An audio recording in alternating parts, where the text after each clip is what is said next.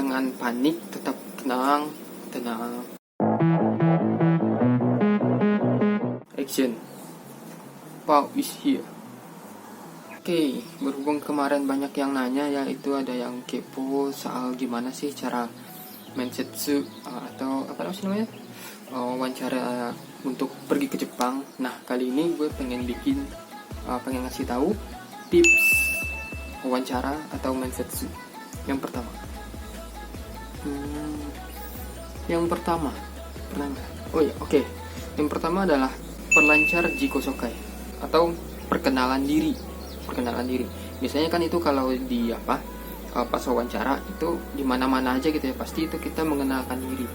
Nah, kalau jikosokai kan biasanya kalau di wawancara ke Jepang itu pastinya pakai bahasa Jepang kan. Jikosokainya mesti diperlancar. Kenapa? Soalnya gitu kan, nggak perlu cepat sih, yang penting jikosokainya itu mesti lancar, tenang, lancar, jelas. Orang yang dengar pun jadi ngerti. Yang kedua adalah pas saat kalian jikosokai itu, pas kalian memperkenalkan diri, itu tunjukin kalau wajah kalian itu bersemangat, kalau memang punya kemauan buat pergi ke Jepang. Orang Jepang itu dia suka orang yang semangat, cerah, akarwi gitu ya. Itu dia sangat tertarik sekali, karena ya kalau saat kita ketemu sama orang Jepang, yang pertama kali dilihatnya itu kesan pertamanya, atau orang kalau bahasa Jepangnya ichigo-ichi ya. Walaupun misalnya bahasanya nggak terlalu lancar gitu ya, tapi kalau seandainya pas kalian bertemu sama orang Jepang, pas kesan pertama itu bagus, mereka pasti bakal ngelirik kalian. Walaupun bahasanya agak kurang, tapi kalau dari awal mereka memang suka, mereka bakal ngelirik kalian. Yang ketiga itu adalah siapkan pertanyaan, ya entah apapun lah itu, pertanyaan yang berhubungan dengan pekerjaan. Misalnya kan kalian udah selesai itu memperkenalkan diri, nanti kan misalnya ada orang Jepangnya juga nanya balik atau nanya tentang kalian gitu kan, itu pasti ada sesi yang kayak gitu. Nanti juga bakal ada dikasih sesi buat kalian nanyain sesuatu, entah apapun lah itu. Dan jangan lupa juga kalian harus mempersiapkan jawaban kalian, karena gini ya, kalau kita wawancara pasti kita juga bakal ditanya kan. Biasanya pertanyaan yang paling sering ditanyakan itu yang pasti, kenapa ke Jepang, apa yang dicari ke Jepang, apakah ada kenalan. Biasanya juga nanya tentang pribadi ya, misalnya orang tuanya kerja apa, berapa jumlah saudara. Kadang juga ada pertanyaan yang di luar itu sih, di luar konteks, kayak misalnya pernah makan makanan Jepang nggak, atau anime apa sih yang disuka. Ada loh kadang nanya kayak gitu. Ada juga yang ditanya berhubungan dengan pekerjaan itu sendiri, kayak kalian misalnya kayak di hotel nih, ada pengalaman di hotel nggak, pernah kerja sebelumnya nggak, pernah kerja di hotel sebelumnya nggak. Menjawab pertanyaan dari orang Jepang itu ya sebenarnya dari senseinya gitu ya, kadang juga ada senseinya membantu menerjemahkan, atau kadang juga ada juga sih yang memang langsung gitu, nggak ada penerjemah, jadi kita mendengar langsung. Ya tergantung sih di mana wawancaranya gitu kan.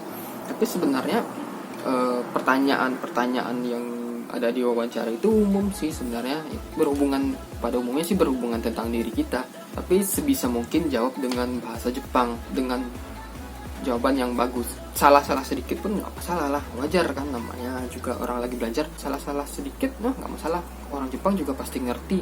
Kalau misalnya kalian juga baru belajar, kalau seandainya kalian udah pintar, kalian nggak perlu ke Jepang dengan cara magang, pasti pergi ke Jepang sendiri. Yang keempat itu masih berhubungan sama yang ketiga pertanyaan itu ya, jangan lupa senyum dan tertawa. Gini ya, misalnya nih kalian udah nyiapin satu pertanyaan, yang pasti setelah kalian bertanya itu pasti orang Jepang pasti bakal ngejawab pertanyaan yang kalian tanyakan. Nah, walaupun kalian nggak ngerti apa sih yang dibilang sama orang Jepang itu, senyum aja, ketawa aja, walaupun nggak ngerti. Ya wajar lah, kita nggak ngerti, namanya juga baru belajar kan, wajar nggak ngerti bahasa Jepang. Jadi kalau seandainya kalian nggak ngerti, jangan tunjukin bingung, nggak ngerti, tapi senyum atau ketawa aja, seolah-olah kalian paham. Ya sok paham aja gitu ya. Yang kelima ini masih berhubungan soal pertanyaan juga. Gini, kalau misalnya nih kalian dikasih kesempatan buat bertanya, hindari pertanyaan yang berhubungan dengan uang. Misalnya, berapa gaji kami, apakah ada lembur, apakah ada bonus. Pokoknya semua yang berhubungan dengan uang itu jangan tanya deh. Misalnya lebih baik nanya kerjanya kayak gimana, deskripsi kerjanya kayak gimana, ya semacam itulah. Kayaknya cukup deh tips wawancara. Nanti kalau misalnya masih ada lagi, nanti gue tambahin lagi di video berikutnya ya. Pas wawancara itu jangan panik, tetap tenang, tetap tenang, dan jangan kayak apa ya, orang kebingungan lah. Ya gitu juga. Tetap dengan muka yang yakin, cerah dan bersinar. Bye bye.